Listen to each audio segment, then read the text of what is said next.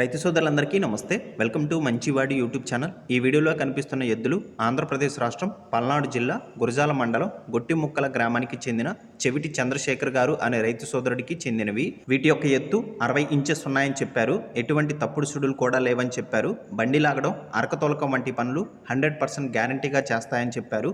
అన్ని వ్యవసాయ పనులు అలవాటు ఉన్నాయని చెప్పారు.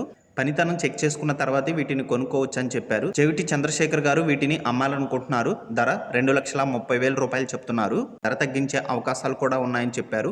మీలో ఎవరైనా వీటిని కొనుక్కోవాలనుకున్నవారు రైతు ఫోన్ నంబర్ ఈ వీడియో క్రింద ఇవ్వడం జరిగింది. కాంటాక్ట్ అవ్వండి.